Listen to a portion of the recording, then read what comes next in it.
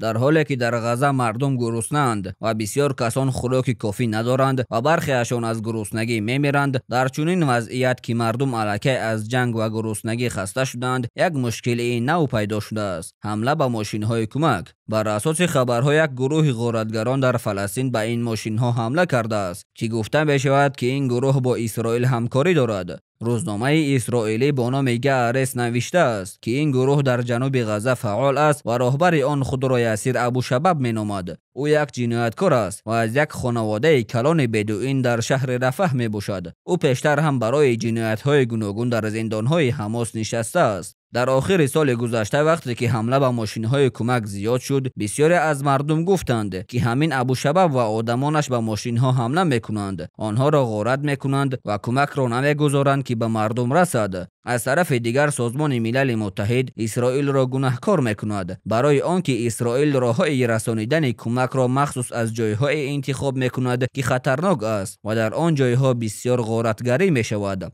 هفته گذشته 15 ماشین با ارد به غزه فرستاده شدند، ولی در راه آنها را غارت کردند. در این کار گروه ابوشباب ایبدار می شود. همچنین معلوم شده است که آنها با اسرائیل همکاری دارند. یکی از چیزهایی که این گپ را تصدیق می کند این است که همین گروه در شهر رفح حرکت می کند، ولی این شهر را اسرائیل همچون منطقه پوشیده اعلان کرده است و گفته شده است که یگان گروه مسلح نمی تواند در آنجا به اجازت اسرائیل حرکت کند. از همین سبب می گویند که این گروه با اسرائیل همکار است. غیر از این یک مشکل دیگر هم به میان آمده است. بسیاری از فلسطینی ها فکر دارند که کمک هایی که می رسند در اصل دام هستند. آنها باور دارند که با بهانه کمک می خواهند مردم غزه را مجبور کنند که از زمین خودشان بیرون شوند. جبهه مردمی آزادی فلسطین گفته است که مرکزهایی که ایالات متحده آمریکا و اسرائیل برای دادن کمک ساختند در اصل جایهایی هستند که برای هلاک کردن مردم آماده شدند. آنها مردم را آگاه کردند که به چنین جایها نزدیک نشوند و به شعارهای زیبای کمک باور نکنند. با وجود این هشدارها، یک دو روز پیش هزاران نفر مردم گرسنه غزه به یک جای تقسیم کمک در محله تل السلطان در شهر رفح رفتند. آنقدر آدمان زیاد بودند که آمریکایی هایی که در آنجا کمک ها را تقسیم میکردند مجبور شدند گریزند و آنجا را خالی کنند. در این حال ارتش اسرائیل به هوا تیر کوفت و حتی چرخبال فرستاد تا کارمندان آمریکایی را از آنجا برآورد. اسماعیل تواب، یک شخصی که در رسانه‌های حکومت غزه کار میکند، گفت که نیروهای اشغالگر اسرائیل به سوی مردم تیر کوفتند و در نتیجه بعضی فلسطینی ها زخمی شدند. او گفت که نقشه اسرائیل برای دادن کمک در منطقه های خطرناک ناکام شد.